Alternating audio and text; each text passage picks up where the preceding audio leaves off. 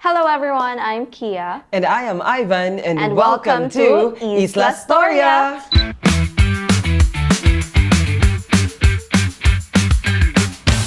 So this is our first episode. So I'd like Yes. to ask first if diri jud ka gianak or like diri jud ka whole totally kami ginon like wala jud ka. Yes, I'm born and raised gid ko sa Camigen. Like gikan sa pag-anak kanto nag-eskwela, wala gid ko niadto sa laing area sa like Northern Mindanao. Ikaw kiyang sa mga kamura man ka og somehow city girl. No. No. I was born here, Yeah. but my mom gikan siya CDO and then nag-eskwela siya here and then dire na din sila nag-meet sa akong father and then dire na din sila nag-settle and then sa mambaho ko specifically gianak. So I was literally born and raised sa Here in Camigen. Yeah. Oh, same ra gid ta. Kay imong mama from Cagayan de Oro, ako pod papa is from Bohol, no. So tungod kay danhin mi gianak gid ako murag Camigen na gid among mismo among roots gid ba. Like from the beginning sa bata pa mi. So talking about pagkabata nato kiyang unsa man mong favorite nga childhood memory dinhi? Actually, no. One of the most kanang memorable siguro na ako is I was able to become like a kid nga kanang bitong I was able to enjoy my childhood without using gadgets. It's more on interactions with the people. It's more about like talking to friends. As a child, your parents would scold you, kay mutakas ka instead of sleeping in the afternoon. Inga na ba, kanang work, you get to interact with different kids. Pisag wala ka kailan niya, you would play luto-luto, labi na ka ng incans. Like, a literally typical Filipino. So very good nga typical Camigenan or province gid nga pagdako Yeah. no. Same kay nako kiyang like sa una bata maligo gid mig sapa, ligo og dagat kay more siya mix of everything ba. Pwede mi maligo og sapa, pwede mi maligo og dagat, kidol mig dagat. Then kung gusto pud mi magbaybay, mura binukid pud nga system, kay pud gina namo kay amo mga silingan kay sinabot ra pud mi tanan. Like kung vacation, especially vacation bitaw kiyang amo nang gidahimo is balay-balay.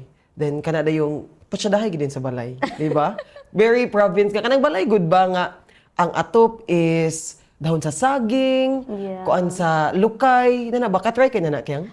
Balay-balay, yes. Kanang himuon na mag-money. More on tinda-tinda. Tinda-tinda like inyo, kanang ha? among money kay mga dahon and then butang din mo sa bato para dili siyang version kanang itong kanang sa cashier gani. So, Ayan na. nakatry pod mi inan ha, pero ang amua is kung kanang money nagi na siya specific nga value. Kung dahon gani na siya sa mangga, for example, 20 na. Oh, kay gamay-gamay man ang dahon sa mangga. Ang dahon sa kaimito, more na mas gamay-gamay og value. Na ba na po ninyo ha sa inyong mga kuan sa una? I think same ra og value tanan, Ay? pero depende siya sa kadako sa rock. Kada ko sa rock nga Yeah, ipato. like kung dako na siya nga bato but 100 and then lesser the lesser ingan. Alahi di gid hapon no bisan pag samer sa Camigen. I think same ra ta og dula, name sa dula, but it's different when it comes to how we play it. Inga na So siguro. speaking of sa katong sa dahon nga part sa istorya, nakatry ka kiyang kanang dahon himo na tong barbecue. Wala yun na kiyang. Siguro kanang ibutang siya, ituhog siya sa kanang, Ito siya sa and then it sa looks like stick. barbecue again. Oh, stick gid siya sa barbecue. Dahil ang kanang dahon gani bitaw sa tawag ana lukay, green. Taas mo na siya, imo na siyang kwaon, ilukot-lukot din mo siya. Ang porma niya na murag isaw. Muna siyang isaw nga barbecue sa among asaw na Okay. bata mi. Murag social ka ni dako kyang. Social ka amo kay murag naami sa mga binukid gid ito amo ano. Social ka kyang kay luto-luto man inyo sa lata. Amo kay bagol mo gid ang maluto. Kanang Girl Scout na yun ever since. So what I learned sa school, sa kinder kay Star Scout, ingan ha. So kanang Ay, show kay Star Scout. Social kay Star Scout day.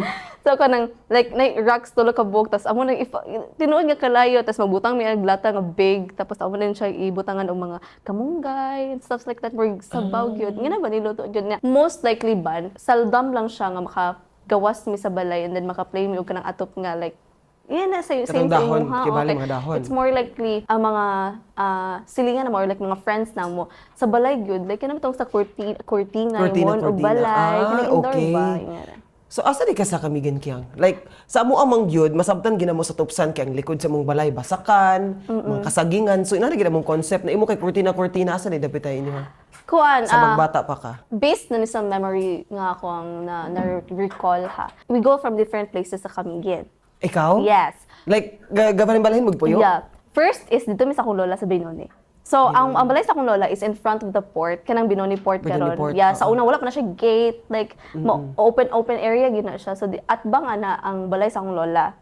It was a two-story house niya.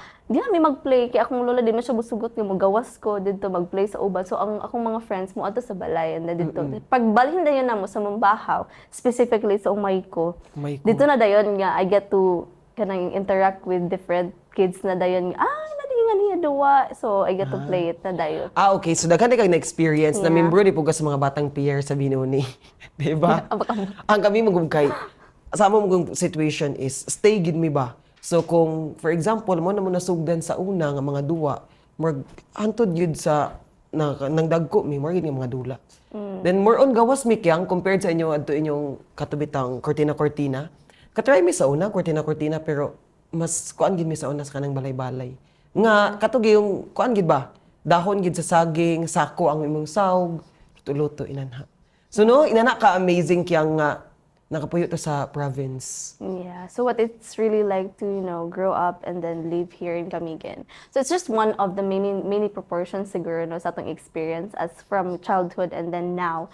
So I would like to know, Ban, how would you put yourself or put in a rate your life now that you're still here in Camiguin from the 23 years of your experience? Kuan gyud siya, mas nindot siya kay kung ako siya i-rate ha. Yeah. Of course 10 over 10 gyud, no doubt gid sa akong experience ni sa Camiguin Kiyang. Like from the beginning sa akong pagkabata hantod sa nidako bitaw ko karon. Murag nice siya ba kay na improvement sa akong lugar nga gipuy-an, pero the life is still the same. Like same ang warmth, Yeah. same ang energy, murag Kamigin gyud siya kanang Still kung unsa nga hapon. kamigin akong gidak-an, Mao nidako gyapon ko nga siya. maugid gihapon siya kanang fresh gihapon ang hangin.